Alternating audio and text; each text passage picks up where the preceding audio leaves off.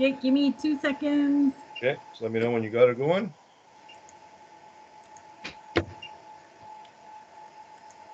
We're good. Okay, good. Thank you. Good afternoon and welcome to Council Monday, January 10th, 2022. Call the meeting at 4 p.m. Before I get into the meeting, I just would like to take the opportunity to wish everybody a happy new year, had a great holidays, and hopefully we have a great and prosperous 22 with all being said and done. Hopefully things will change up and we can get things back to some normalcy. I'll ask any additions or deletions to the agenda before I call the question. Anybody? Hearing none, I have a motion here that council hereby accepts the agenda for Monday, January 10th, 2022 as regular meeting of council as circulated amended. Moved by Councillor Lake. Councillor Gingras? Thank you. All in favor? Yes. Yes. Yes. Great, thank you.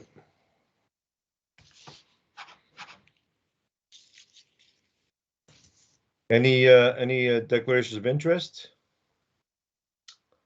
Yes, I have one. I'm going to declare on the appointment to the library board. Okay. And you submitted the form to the clerk? I have not yet. Daryl just sent it to me, so I'll get that to him this evening or first thing tomorrow. Okay. And the reasoning, I guess, and because of the declaration, the form is to be submitted to the council before the meeting, Chantel. Okay. So we should know what your declaration is based on for this meeting due to the fact that it's a public meeting. So there's a potential, I guess there's a potential conflict. I've applied for the CEO position. Okay. So while they're going through that process, I don't want to have any impact on who's going to be the new board. Okay, fair enough. And I suggest you still continue to complete the form and submit it to the CAO. Yep. Thank you very much. I'll submit that right away. Okay, thank you. Anybody else? Hearing none. I do have a motion here that the council hereby adopts the minutes of the regular meeting of council held on Monday, December 13th, 2021, and the closed meeting of council held on Monday, December 13th, 2021, circulated or amended. Moved by? Councillor Valence. Second? Councillor Lake. Thank you. Councillor Valence, your mic's very low. Any errors or omissions or questions on those minutes? Councillor Lake? Sorry, I just didn't get my hand up quick enough for the last one. Oh, sorry. So I just needed a clarification as a council point. So in the past, we declared conflicts, but didn't need to do a form. Right. I think I've just missed the memo on. Sure. So is the idea that we submit the form prior to the meeting to the CAO or the clerk? Yes. And Mr. Skorczynski has his hand up, so I'm sure he would clarify that scenario. Yeah, so 2 points, Your Worship. So one is yes, as part of the amendments to the Municipal Conflict of Interest Act last year, there is now a form that needs to be completed by council. So Councillor Gingras has that. I'll send just as an information item to council. I'll send that out. And what is required now is what you're declaring under, i.e. is it pecuniary or non, and the reasons why. So you don't need to get extremely specific, but you do need to, as Councillor Gingras did, state why you're declaring a conflict of interest. Your Worship, and then the second point I want to make, Your Worship, just with respect to handling the conflict in a virtual setting. So the way that it'll work is that Councillor Gingras, when that item comes on the agenda, will turn off her mic as well as her video. We'll undertake our discussion and the report. Once that's completed, I'll text her to come back on to the regular session. Great, thanks. Everybody's got that? Any other questions? Another note, Daryl. Should the councillor also mute their phone also so that they can't hear the discussion? Yes, all their technology should be turned off with the exception of watching for the text message. Okay, everybody's good? Thank you for that. Yes, thank you. Thank you. Okay, with the mover and seconder's permission, I'll call a question on the minutes and the closed and open meeting of December 13th. All in favor? Yes. Yes. Yes. Yes. Carried. Thank you very much.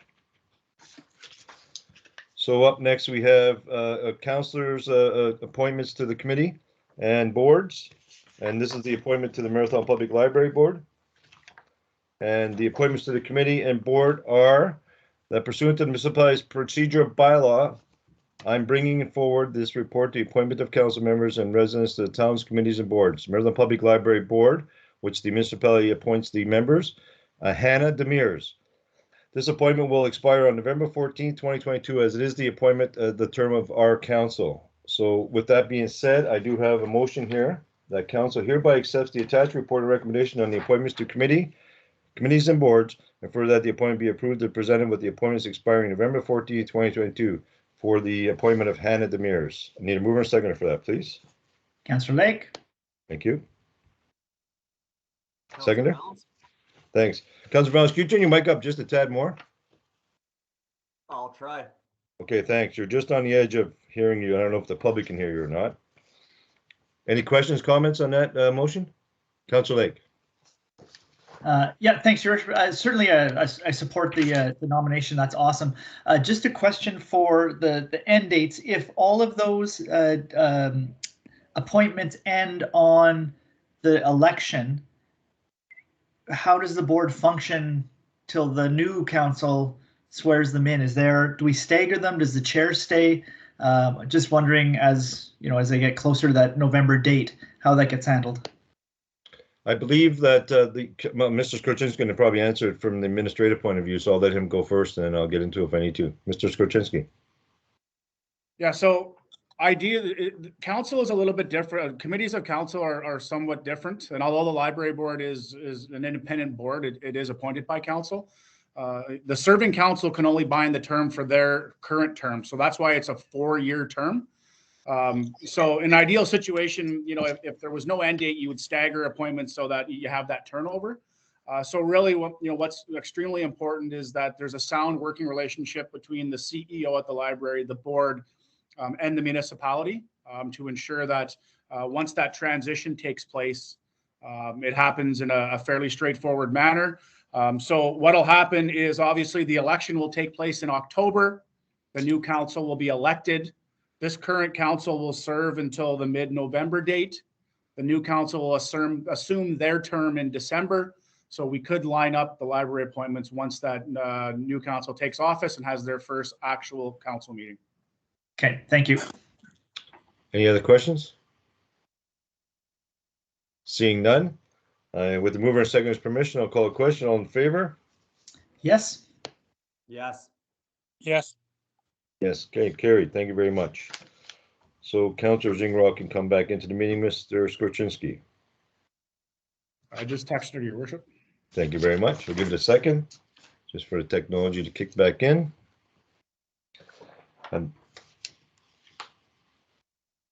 Okay, welcome back, Councillor Zingrock. Okay, up next we have the student council reports. Go with Councillor Mischicks today first up. All right, thank you. So to start us off, as many of you guys may have heard, schools are online in the province of Ontario for at least 2 weeks.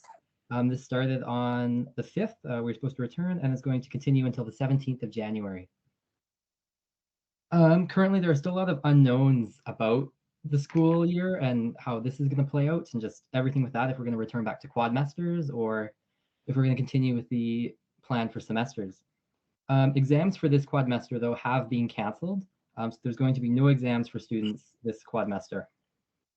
For school sports, with rising COVID cases, all of the sports have been just kind of put on hold for now. You can't really do a virtual sports practice. So yeah, they're just put on hold. There will be a student senate meeting on Thursday at 10 a.m. That's pretty much it for me. Not much to report on, just with COVID and everything. So. Great, thanks for the update. Councillor Kavanagh. So some extracurricular activities other than sports are continuing virtually. Virtual gaming club is taking place every Thursday from 3 to 4 p.m. after school. The first meeting was last week on January 6th. There's also virtual fitness meetings on Monday, Wednesday, and Friday of this week, taking place from 11:25 a.m. to 12:20 p.m. that are being run by the child and youth worker, Ms. Secord. And with the return to online school, maintaining mental health has been one of the things that we've been trying to focus on. So the school's mental health resources are still available for any students that need them. You can contact, students can contact Ms. Secord or Ms. Turnbull for help with mental health if they need it. And January is the month where Bell Let's Talk is promoted at Marathon High School. So students are encouraged to share their ideas to support positive mental health, and they have a chance to win a $50 Amazon gift card by participating in an activity that has been posted on the Marathon High School Facebook page and on the EDSB page if you are part of that. And the prize will be drawn on January 26th. This Tuesday from 11:25 a.m. to 12:20 p.m. Ms. Secord will be working with Delico Mental Health to host a virtual meeting, and attendees will be entered for a chance to win a $10 Tim Hortons gift card. The outdoor rink on Stevens opened on January 7th. Outdoor activities don't have a limit on the number of attendees that can participate, but masks or face coverings are necessary when social distancing can't be maintained. And then in regards to the current virtual learning situation, me and Councillor Michticks were wondering if there was anything that the council could do to help students return to school in person. Thanks for that report. Yeah, Councillor Lake had mentioned that you were going to bring that for discussion, and we appreciate that.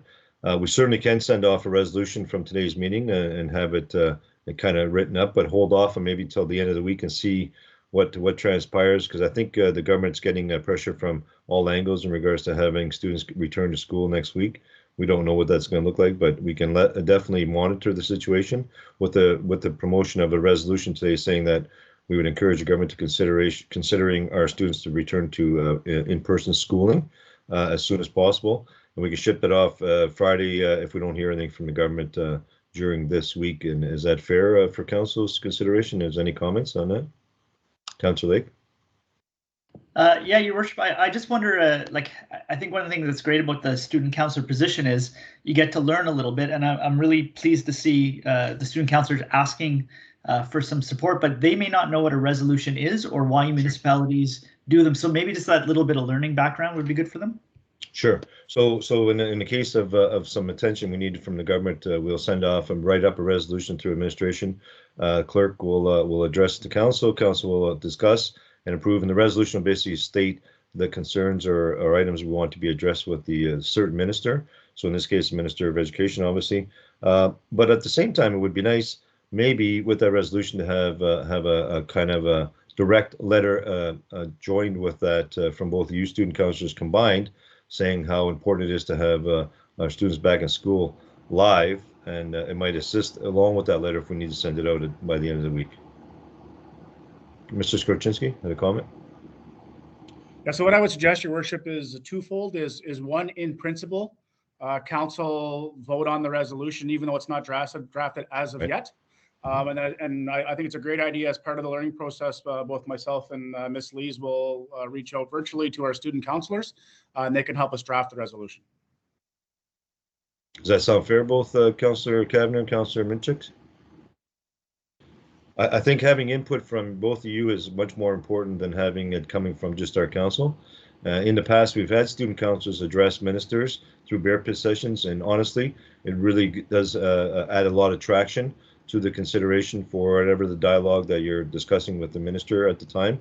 So I think that it's important, both of you, to work with our clerk and our CAO to put something together, and we can definitely ship it off come Friday if nothing's changed. So I think with that being said, as Mr. Skorczynski said, in principle we approve a resolution, and then we can draft it up with the signatures of the mover and seconder come Friday.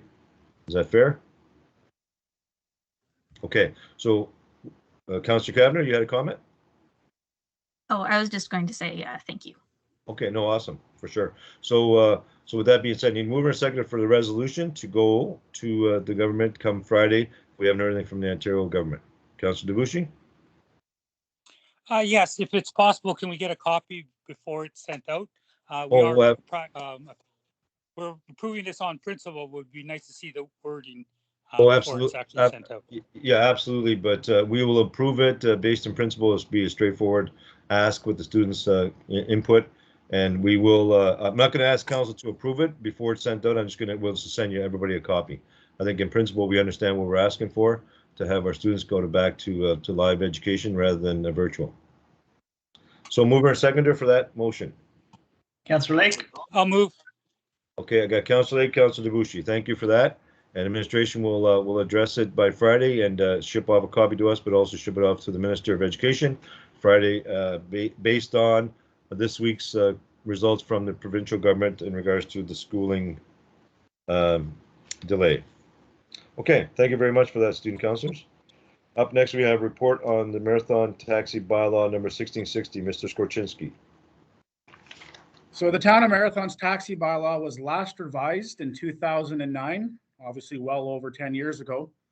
The objectives of the bylaw at that time are to enhance and encourage equal, fair, and courteous treatment of passengers, drivers, and owners, protect the property of passengers, ensure competence of owners and drivers in providing taxi services, promote accountability, ensure consistency in the application of fares, and support proper and good business practices.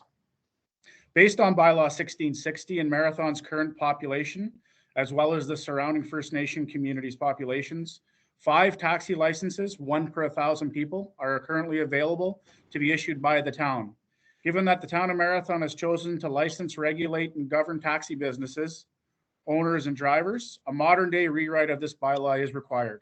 A bylaw rewrite would also include addressing items that are not currently included in the bylaw, which include rideshare programs, such as Uber, the use of technology, and required hours of operation for taxi licenses in Marathon.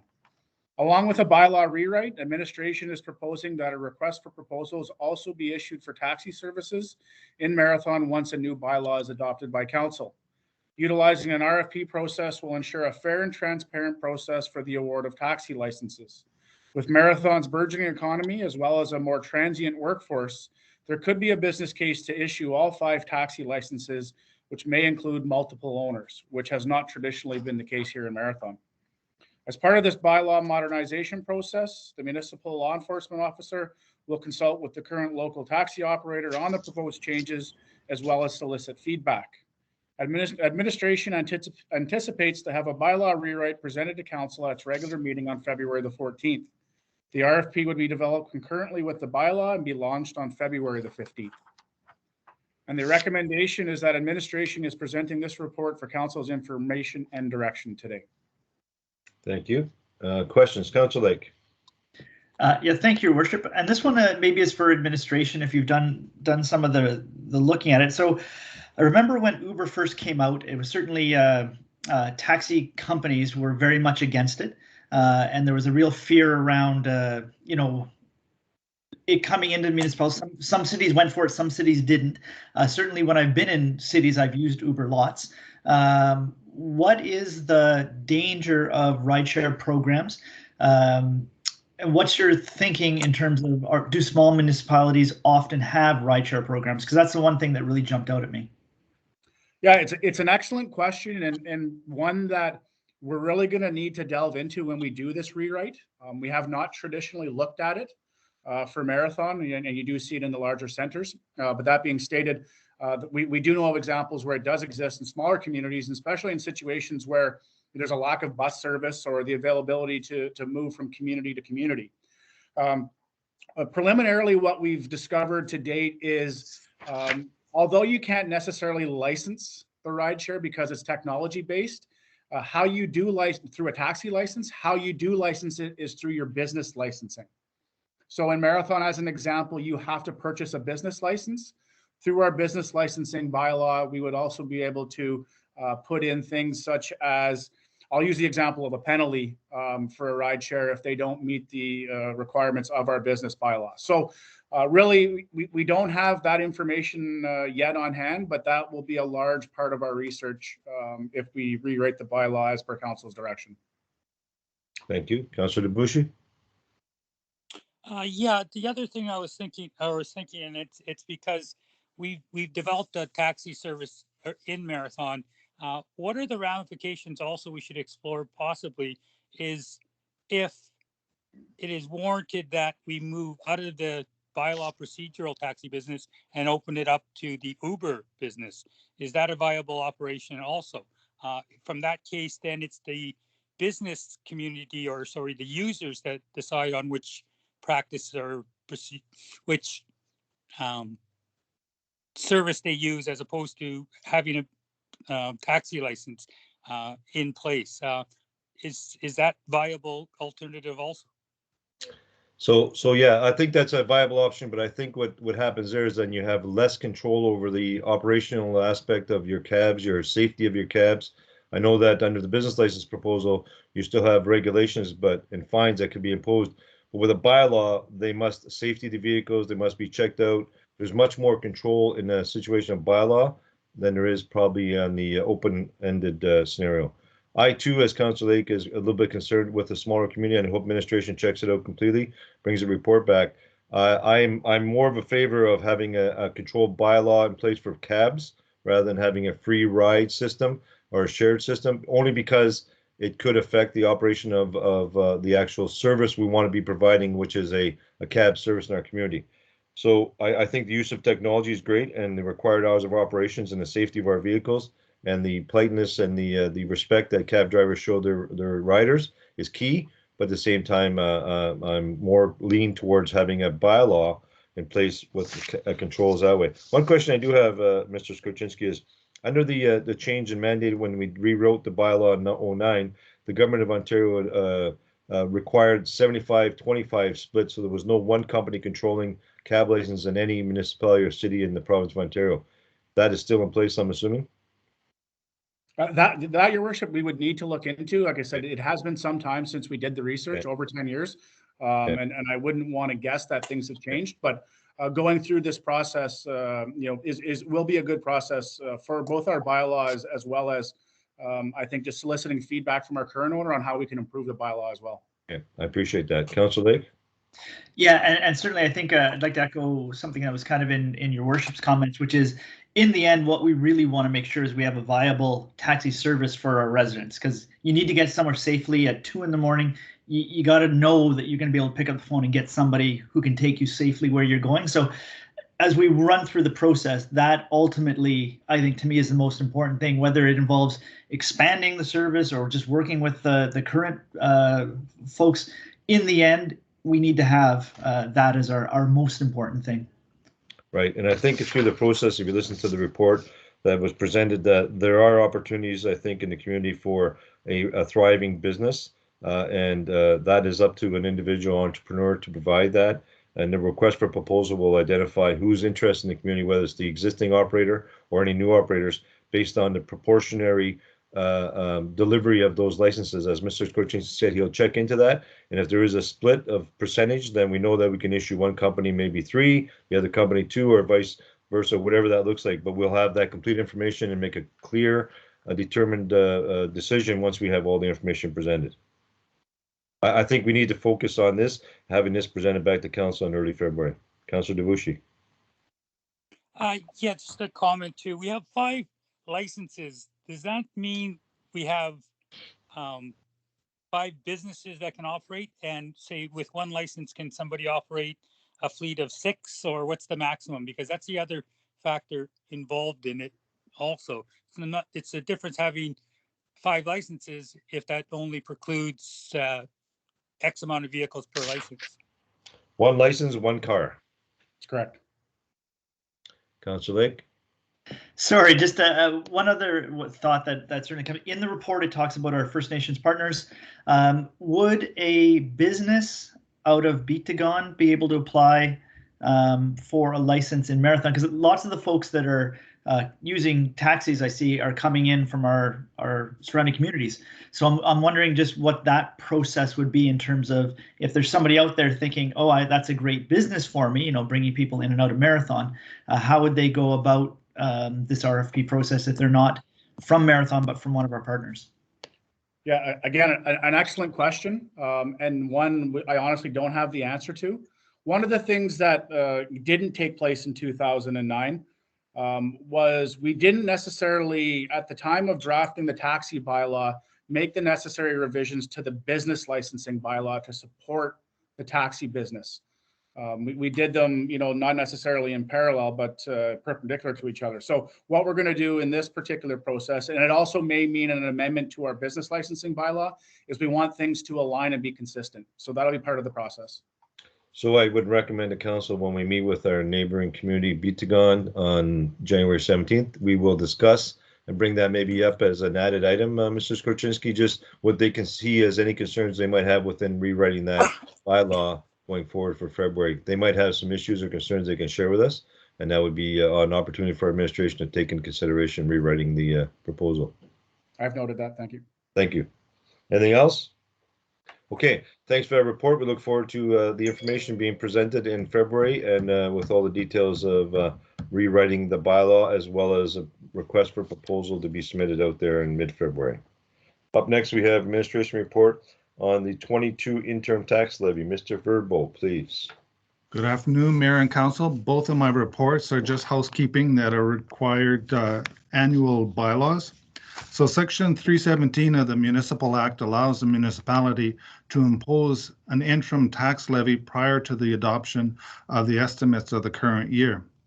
This levy facilitates the financing of operations and eliminates or reduces the need to borrow. The Act limits the amount of tax to be levied to any property to 50% of the total amount levied on the property in the previous year. Points 2 and 3 of the bylaw describes how properties that have had assessment changes are to be taxed. The amount levied may be less than 50% of the prior year's levy and may be a different percentage for each property class. The Act also empowers the minister to prescribe the percentage to be imposed. In all prior years, Marathon has imposed an interim tax levy of the maximum rates permitted. Typically, the due dates are between February and April. Bylaw 2017 provides for a due date on or before March 31st, 2022. Approving Bylaw 2017 will authorize administration to levy the interim taxes in order to provide adequate cash flows for operating and capital expenditures. The interim tax levy would produce approximately $2.5 million in revenue. Administration recommends that Bylaw 2017 be approved, authorizing administration to issue the 2022 interim tax levy. Thanks for that report. I do have a motion here in the bylaw attached that the council hereby accepts the attached report and recommendation on the 22 interim tax levy, and further that the appropriate bylaw be adopted later in this meeting, authorizing administration to issue a 2022 interim tax levy. Moved by Councilor Councilor Tabucci. Shingra. So I got Councilor Debuchy and Councilor Zingler. Any questions of Mr. Verbo on that? Hearing none, it's a formality, as Mr. Verbo stated. All in favor? Yes. Yes. Yes. Great, carried, thank you. Up next, we have a report on the 2022 water and sewer billing. Copy to all members, Mr. Verbo. At the regular meeting of council held on December 13th, council passed Bylaw 2016, which authorized the establishment of water and sewer fees and charges for the town of Marathon for 2022. Council agreed to increase the sewer surcharge from 42.7% to 45% of the water rate. This equates to an increase of 1.61% for residential properties and 1.4% for commercial. As a housekeeping item, council must pass a bylaw to provide for the billing and collection of water and sewer charges for 2022. Administration recommends that bylaw 2018 be approved to provide for the billing and collections of the 2022 water and sewer charges. Thank you for that report. Do we have a motion here that council hereby accepts the attached report and recommendation on the 2022 water and sewer billing, and further that the appropriate bylaw be adopted later in this meeting to provide for billing and collection of the 2022 water and sewer charges. Moved by Councillor Lake. Thank you. Councilor Shingra. Thank you. Any questions on that? Hearing none, I'll call a question. All in favor? Yes. Yes. Carried. Thank you very much. Thank you, Mr. Verbo. Up next, we have bylaws. Bylaw number 2017. Being a bylaw to provide for an interim tax levy for the year 2022 to be read a first, second, and third time and finally passed this 10th day of January 2022. Moved by Councillor Lake. Councilor Shingra. Thank you very much. Any questions of that bylaw? Hearing none, call a question. All in favor? Yes. Yes. Yes. Carrie, thank you very much. Up next, we have bylaw number 2018, being a bylaw to establish water rates and to provide for billing and collection of these charges for the year 2022 to be read a first, second, and third time and finally passed this 10th day of January 2022. Moved by? Councillor Tabucci. Thank you. Councillor Shingra. Thank you. Any questions of that bylaw? Hearing none, I call a question. All in favor? Yes. Yes. Yes. Yes. Carried. Thank you very much. Okay, up next on our new business, a request has been received from the Township of Brantford in regards to West Gilumbury seeking support of the resolution pertaining to the province of Quebec's Bill 21.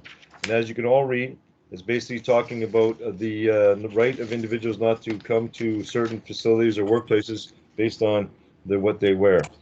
So as I have a mover and a second to bring that to the floor. Councillor Tabucci. Councillor Lake.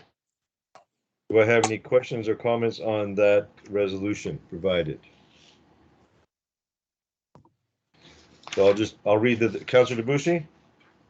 Yeah, is it my understanding that in order to invoke this bill, they invoke the notwithstanding clause? And if it does, that's a constitutional issue. And I guess in a sense, I guess it's their right under the Constitution. I don't agree with the law, but that's my understanding, that they were going to institute the notwithstanding clause. Yeah, well, it's whereas the municipalities across Ontario are passing motions condemning, Bill 21, and whereas the Ontario Legislature unanimously passed a motion in 2019 stating that the Ontario and its government shall oppose any law that would seek to restrict or limit the religious freedoms of our citizens, and the Ontario's legislature affirms that we value our diversity and assert that we shall promote and protect free expression and the rights of religious minorities consistent with the Charter of Rights and Freedoms of Ontario. Therefore, it is resolved that the town of Bradford West Gilumbury Council declares opposition to Bill 21. So basically, it's asking for all municipalities to oppose the Quebec's bill of Bill 21 of coming to Ontario and having any opportunity to get any traction. Councillor Lake. It's funny, Councillor Tabucci and I think, are on one mind on this, which is absolutely, I mean, everything I've read about Bill 21 makes me deeply uncomfortable. And yet it is jurisdictionally Quebec's right to pass laws with the notwithstanding clause.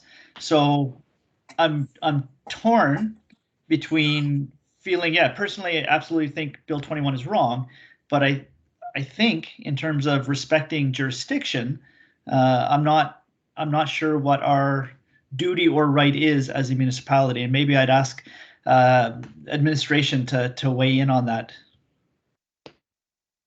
That's a pretty heavy subject to weigh in on, to be honest. We're talking about the constant, theoretically, the enshrined rights of Canadians versus the law and legalities. So, I think that's probably where this ends up, to be truthful, is probably, at the highest levels of legalities in Canada, because it's there.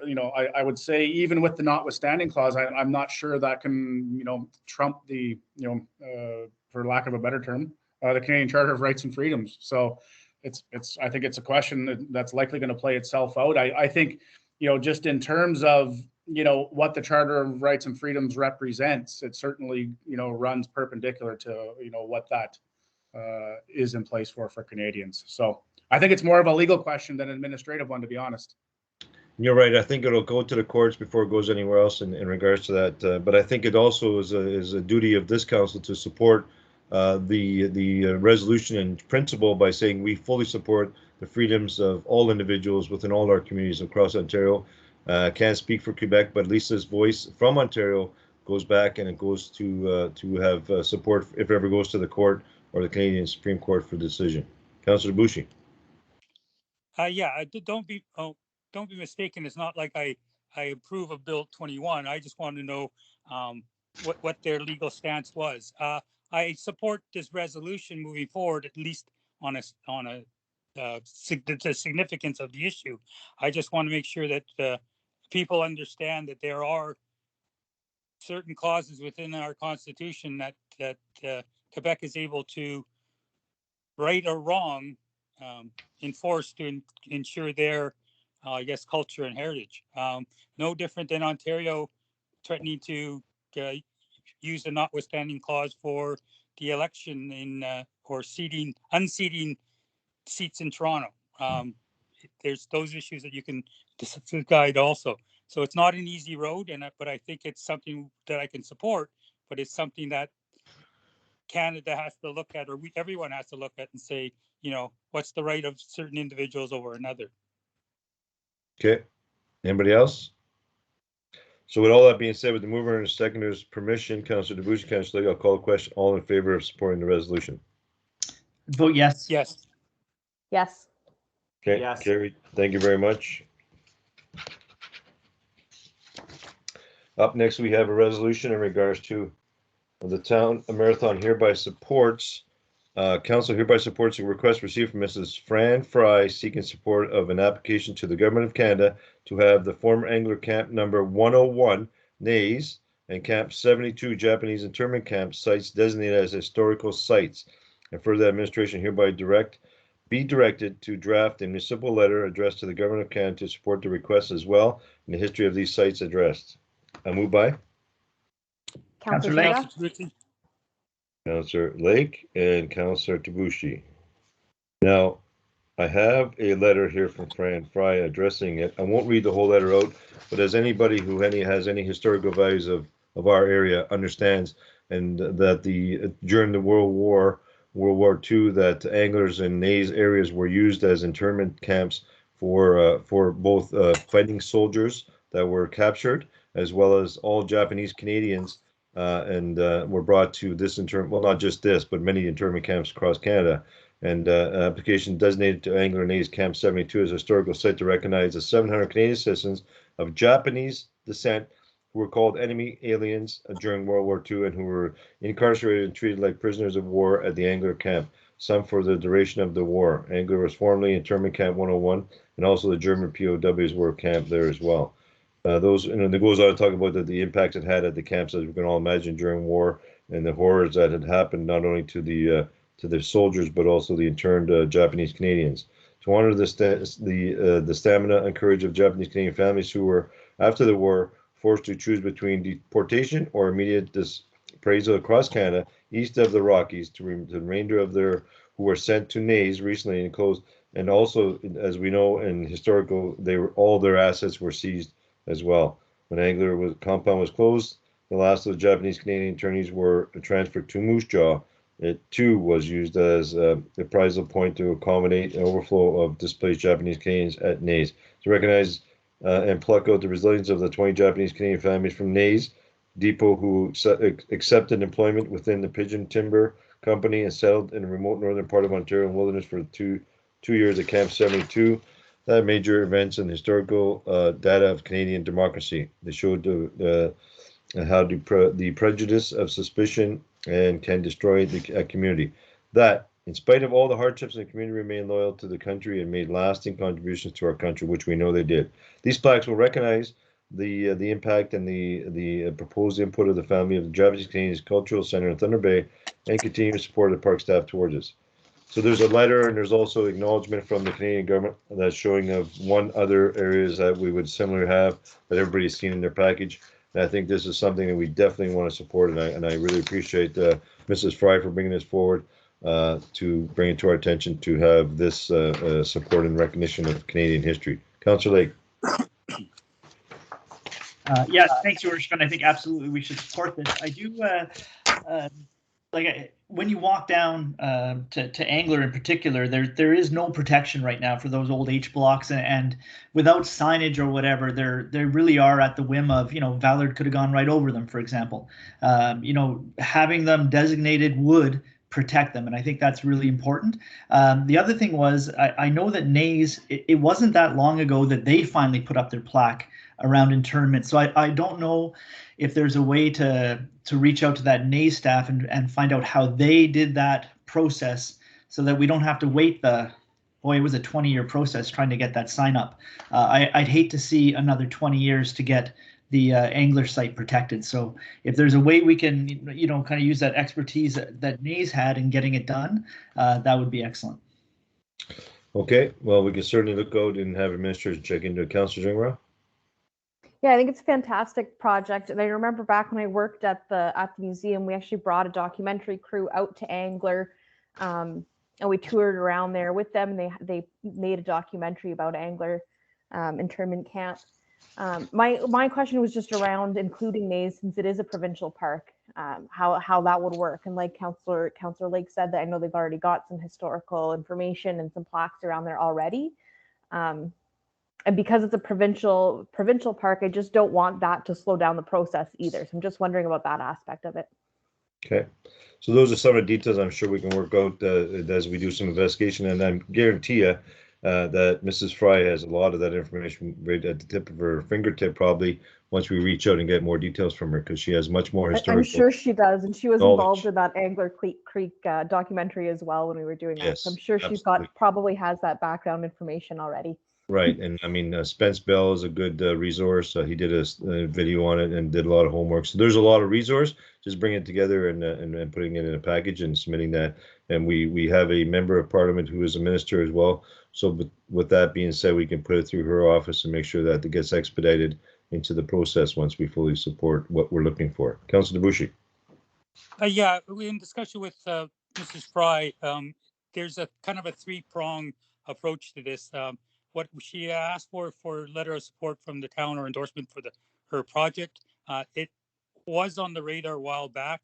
What ended up happening with the plaque at Nays is it recognizes Nays as a POW camp for German internments, and part of the wording has stated that it's recognized that they were humanely treated, etc., etc.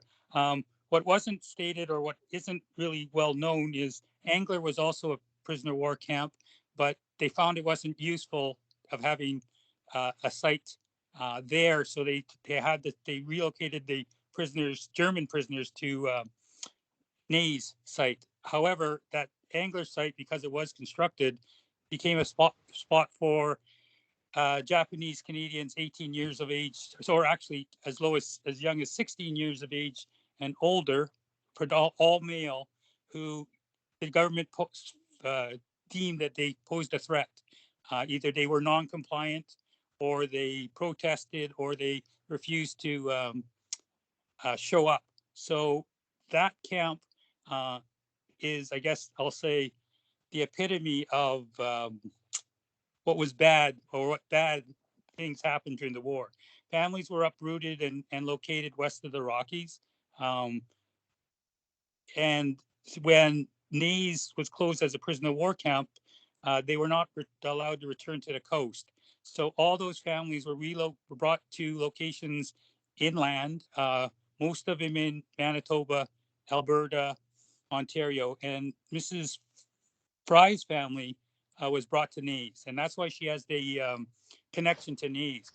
They spent roughly 2 years at Nays before they were allowed to relocate or find employment that would enable them to move on. So that, I think it's a threefold. They want to recognize Angler. They want to recognize as a enemy combatants, I guess would be the modern term now. And they also want Nays to be recognized as a hostile point. So there's two plaques they're applying for. One to be located at Nays, beside the plaque that recognizes it as a German POW camp. She would also like to have a small display at Nays, which she would be willing to work with the park staff to have. And then Joe Fry, who was quite active in this project, also had plans years ago for I'll say a serenity garden of some type to recognize it also. So it's threefold. What we suggested, or what we, to our discussions, we had said that the first step was to try and get a letter of endorsement from the town of Marathon. We will CC this copy to obviously our MP and our MPP and ask for their support. We have support. They have support from the Thunder Bay Japanese Canadian Society. They have support from the National Association of Japanese Canadians based out of Toronto, and the Toronto one. So we want to move. She wants to kind of move forward on this thing. It was stalled probably years ago, and she brought it back up. So I think we should endorse this end. And she may need some help. So if we could, if administration can provide what help we can, either through grant applications, etc. I just would like to, see this come to fruition for her and for, I guess, the other people who are involved, because there's so few of them left from that generation. Okay, thank you very much, Councillor Lake. Yeah, so just one other point that I do think is important is like 100% fully support it. We do have our meeting with Beatdagon next week, and this is unceded territory. So by making a declaration about something we want to do on that territory, I think we need to bring it up with our partners and also inform them and ask them for their support on this as well. Yeah, I think it's a great idea, and I think we'll there's no doubt in my mind we'll have 100% support from BN on that, but the formality for sure. So as Councillor Debussy stated, the motion here in front of us is to assist Fran Fry with the motion going forward, and we can work with her directly, and we'll bring it to BN's attention. So Mrs. Korchinski probably made note of that already. Thank you very much. Councillor Zingra. Sorry, I just forgot to put my hand down. Okay, no worries. So with that being said, as I read the motion off, is that the Government of Canada and the former Angler Camp number 101 Nays and Camp number 72 Japanese internment camp sites designated historical sites, and further that the administration is hereby directed to draft a municipal letter addressed to the Government of Canada, and I would also encourage that letter to be sent off to the Government of Ontario to support the request, as well as the history of these sites to be recognized. And that will start the process. It will work with Mrs. Fry.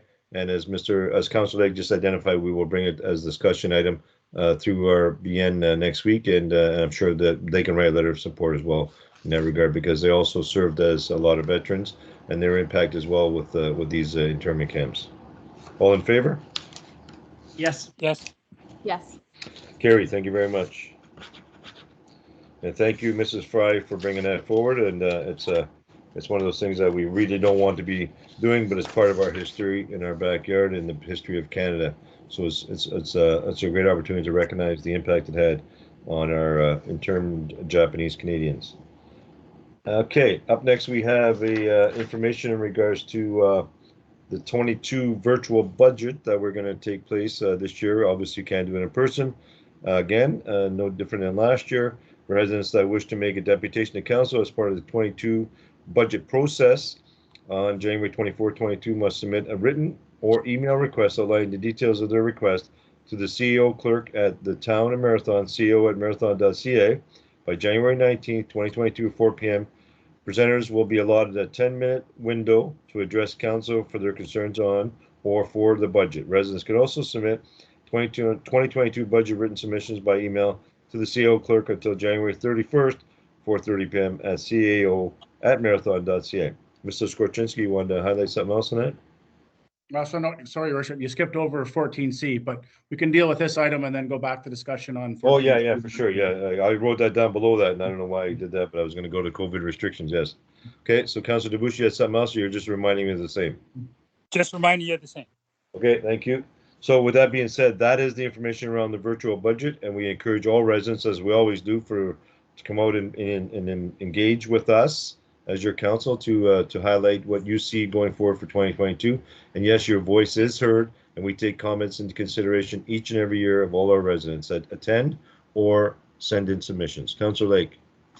Yeah, I'm just wondering again, because we're virtual and it's not my preferred way to do anything, but there are some opportunities.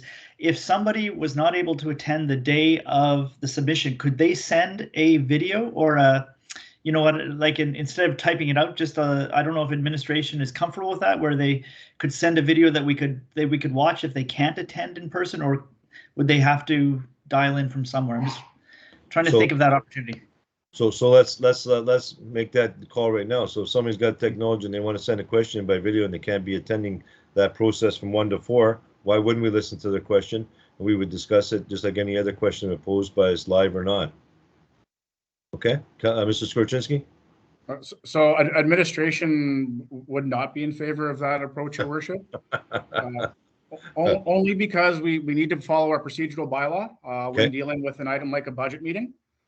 So there are two options given to residents is one to make the virtual deputation. If they're not available, they can send an email request. They could also request, we don't pass our budget obviously until the April timeline because of the fiscal years of both the province and the federal governments. So they could also present at another regular meeting of council. It doesn't need to just be at that budget meeting. Okay. Thank you. Okay. So correct me, I'm sorry then, Councillor Lake, that we won't allow video questions. But they can come to a subsequent meeting or Sure. write it out as an email and send that in. Yeah, That's that was identified as part of the presentation as well till the 31st of January.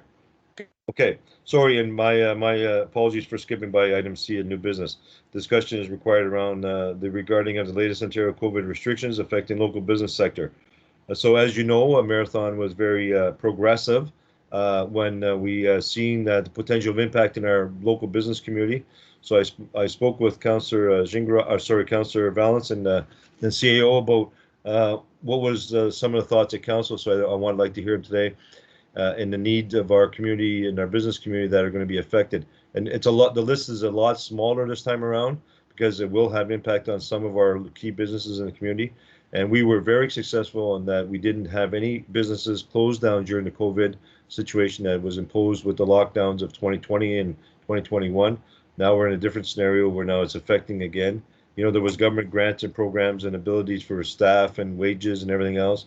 But our $100,000 contribution to the local business community was well received.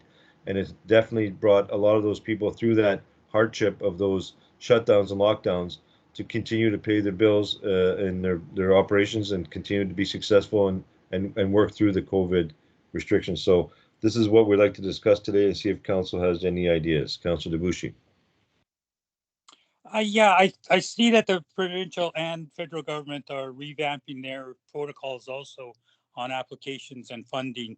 I think we should give or encourage businesses to investigate those ops or programs that are available, because within their fiscal year, it falls within it and there's that money allocated for it. Unfortunately, our fiscal year doesn't or hasn't been approved yet. So it'd be somewhat hard for us to approve $100,000 now, considering it's in the 22 budget. I support some of the issues.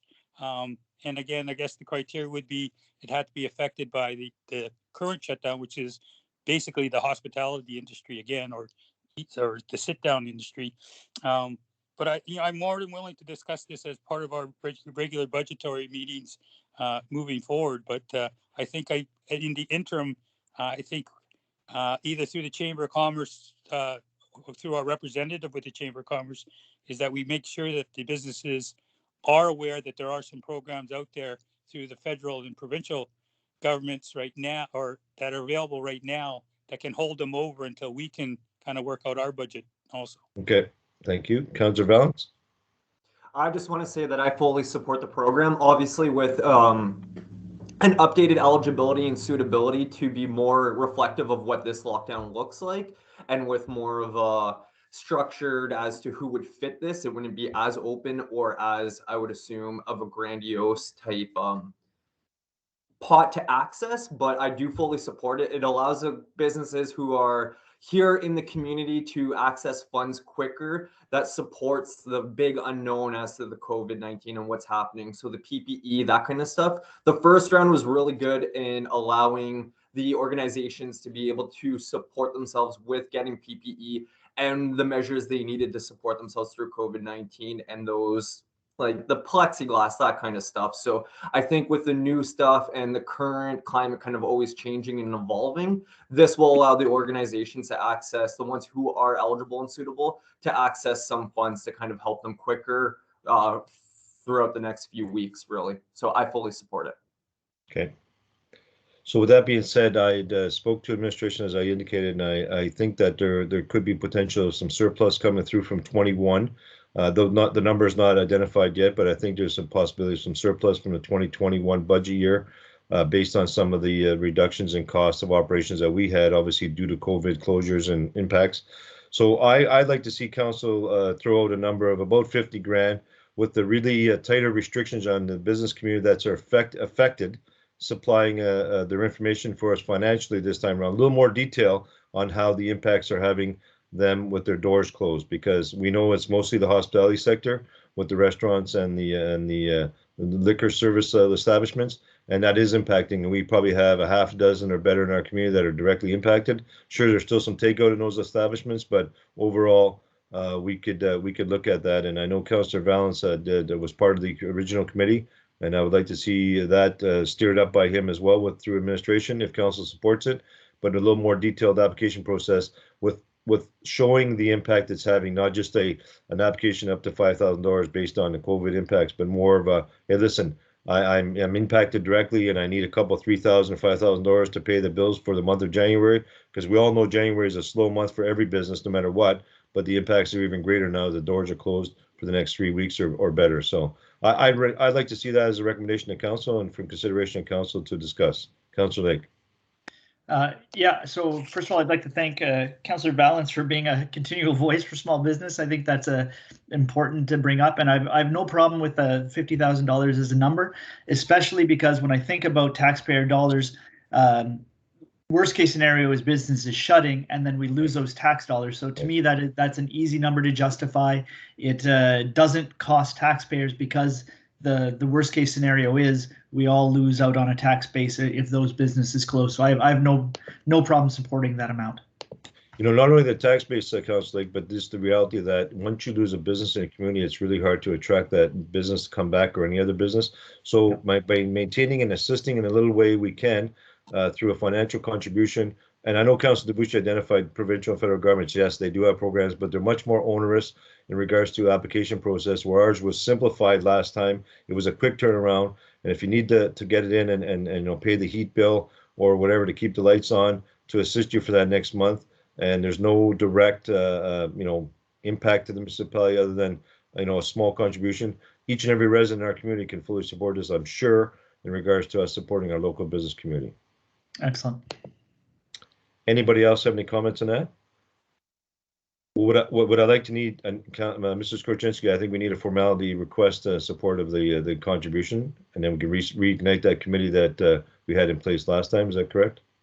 Yeah, so those are my questions, Your Worship. So the timing is right for us to include this in the budget. The administration's heavily in finalizing the draft to go to council shortly. So we'll include the 50,000, and at that draft budget meeting, council can make that approval. And I was just asking, does council want to see the same committee move forward with redrafting the eligibility guidelines? Yes, I'd like to see that if Councillor Valance will take that on and work with those two other members on that committee and have that presented. So Councillor Valance? I look forward to re-chairing the committee. So yeah, absolutely. Awesome. So I guess the question is, do I have council's full support in going forward with the contribution of $50,000 to this committee, and then the committee can rewrite the terms and address that with the impact it has on our local business community through the restaurant hospitality sector? Councillor Debuchy? Yeah, I'll support that. I just want to know from administration, our preliminary budget meeting, we could authorize that funds on the 24th, could we not? That is correct. Yeah, okay. So I'll ask the question, Councillor Debuchy, you support that? Yes. Councillor Gingras? Absolutely. Councillor Valance? Yes. Councillor Lake? Yes.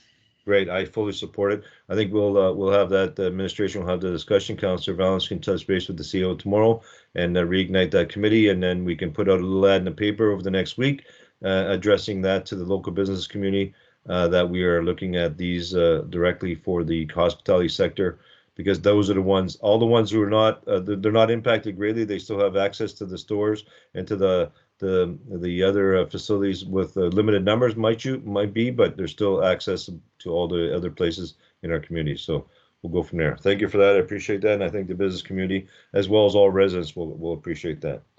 So with that being said, I think other than that, other than those restrictions and the impacts has, we have a few restrictions in our community, obviously, with the pool and the arena being shut down, Lakeview Community Hall. The outdoor facilities are open. As we heard from our student councils, we'll try to put a resolution together before the week's end to address this with the Ontario government. hopefully they'll reopen up the schools. The Oricom virus as we can hear from all scientific evidence out there, is a lot less impactful if you're vaccinated. So that's all we can do is continue to encourage vaccination. Our community's very high percentage vaccination, but there's still people that are not vaccinated. The booster clinics went very well. We have great numbers there. The Thunder Bay District Health Unit, as Councillor Ballance can attest, there was some 268 or so new cases today. It's spreading like crazy, but the reality is the impact to their ICUs are not as dramatic. The impacts to the hospitals are there, but the ICUs are not. So let's get vaccinated. Let's do the right thing and keep tuned in and see what happens over the next week or two with the Ontario government lifting restrictions, and we'll definitely inform our residents of the same. So thank you, student councillor, for participating today. And before we adjourn, we are going to an in-camera meeting to discuss labor relations and employee negotiations. Thank you very much, and we will adjourn this meeting at the hour of 5 p.m. Sorry? Rick, Yeah? also too, can you also let people know about the last agenda item on the list there? Sorry, Your Worship, was a verbal update regarding the new protocols at the Marathon Public Library. Oh, sorry. Yes. So you want to share that, Councillor Debussy? Sorry about that. Yeah, just to note that there are new protocols at the library. Oh, sorry. Yeah, at the library. They're open for one visitor if they are required to use the computer. All other activity, including programming, is canceled. You can phone and request books or materials from the library, and you are allowed through appointment a 15-minute window to pick up and quickly, I guess, browse certain sections of the library. It's best for you to contact the library to get their full information, or contact the on their webpage or Facebook page. They have new protocols that comply with, I guess, the libraries, because they are a separate entity. So please, I guess, refer to that before you go visit them, or if you need materials, please contact the library to make sure that they are aware. Thanks. Any questions of Councillor Debussy on that? No? Hearing none, thank you. Sorry for skipping over that, as well as item C. I'm trying to rush out for something there's no need for. We're only an hour in. So with that being said, I need to move our second to adjourn at 5:01 p.m. Councillor Lake? Councillor Ballance? Thank you, and we will be going into an in-camera meeting after this public meeting. Thank you very much. Have a good night, everybody. Thank you. Good night. Good night. Good night, everyone. See you, student councillors.